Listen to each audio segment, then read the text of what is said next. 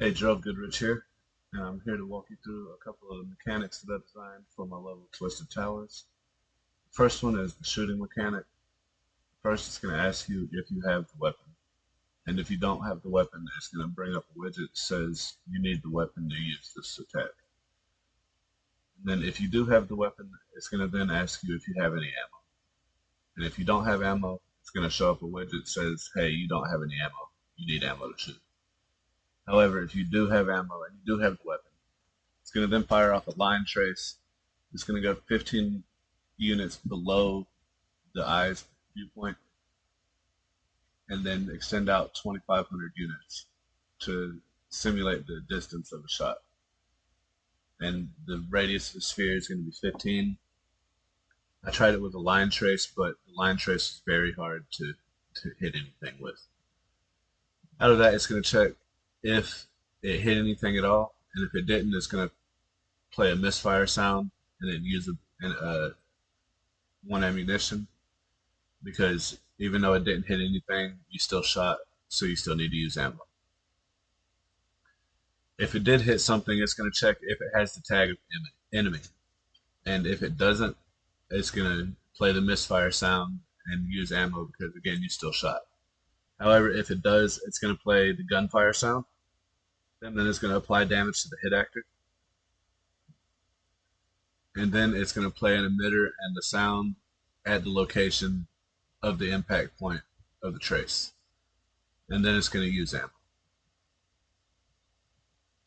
Another functionality that I created was a hacking mechanic, and it's getting all actors of class terminal at this moment and asking, do they implement the interact interface? And if they do, we're going to mark that one as the interacting index.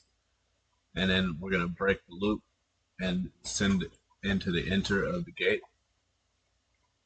And enter just calls the hold button function and enters the gate. The hold button function checks if the player controller is holding down the F button.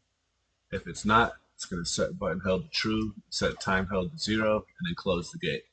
However, if it is being held, it's going to set button held to true, and it's going to increment the time held by 0.25 seconds each time this function is called, and then it's going to ask if it is equal to the max hold time. If it is equal to that, it's going to close the gate. If it's not, it's going to recall the function every 0.2 seconds.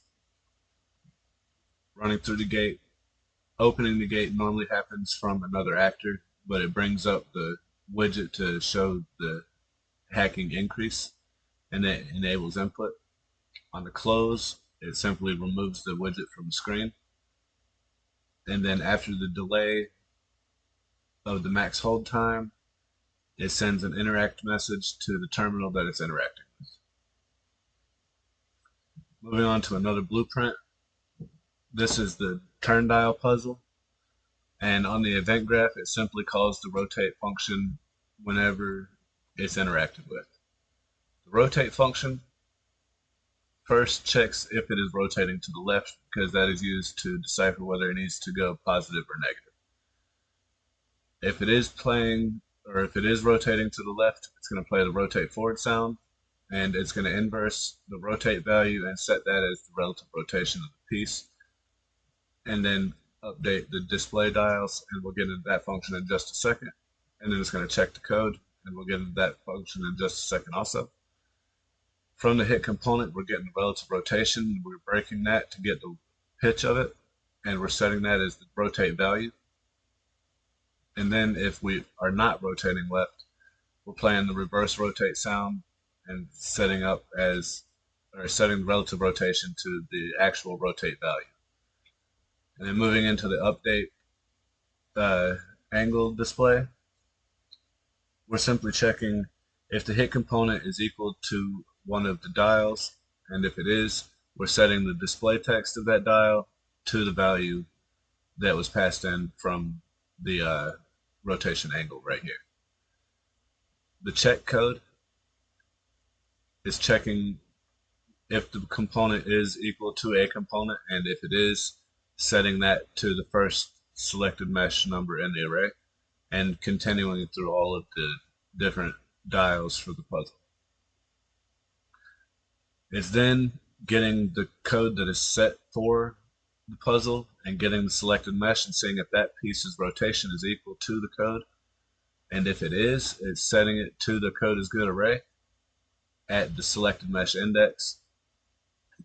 We're then running a loop from the code is good array and asking, is the array element good? And if it's not, we're setting it as failed and then exiting the loop. Then we're asking, did the current piece we're interacting with fail? And if it didn't, we're calling to the safe to open, and then we're calling to the game mode to tell it to increase the number of safes open by 1. The safe is pretty straightforward. The only function in here is to play a sound when it opens, and then a timeline to simulate opening the safe between the starting rotation and the ending rotation, and it's just lerping between it. And then after it finishes, we're setting the door to open, or the safe to open. In my teleporter, we have on the event begin play, we're getting the actor transform and setting the location from that. And then we're getting the target teleporter and validating that we do have one. And then we're getting the actor transform from that and splitting the location and adding 50 units to the Z axis to put the actor spawn a little bit above the teleporter so you don't accidentally clip into the ground. And then setting that as the ending location. I have a function called go there. It just plays the timeline of the teleporter, which sets the actor rotation, or excuse me, sets the actor hidden in game and turns off the collision momentarily while the location is being lerped between. When it's finished playing, it's reappearing the character and resetting the collision to true. And when the teleporter is interacted with, it's simply asking the player, do you have the teleporter pass? And if you do, it's going to play a sound and then call this function that I just explained, the go there function. And this right here is simply whenever you cross into the bounds of this sphere overlap, it's going to say, hey, press E to interact. And when you leave, it's going to say, don't interact anymore. And now we're going to watch some gameplay of the stuff working. Picking up some ammo. This is the hack functionality right here. As you can see, the bar builds up and then the screen turns green and the laser door opens and you can go through the door. This right here is the pistol. We'll get to that in a second. The code is hidden somewhere in the room. This is the tutorial room, so it's relatively easy. Code's 102540, 102540, and the safe opens up, and you can collect a score increase. See the pistol functionality is working as intended. The distance the bullets can travel is a lot greater.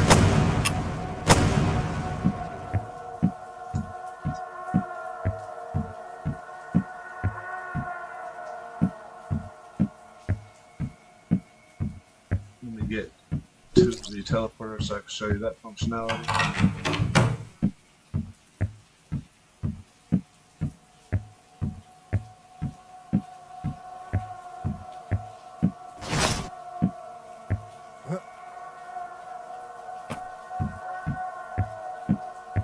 That wasn't too big of a fault. I did encode fall damage in here too.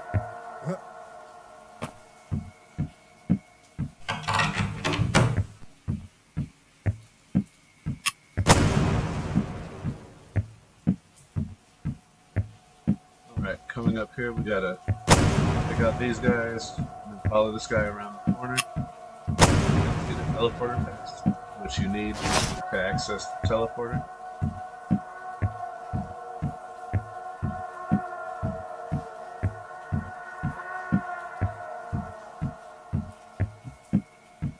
And then you come up until you can't go forward anymore, which is level 4.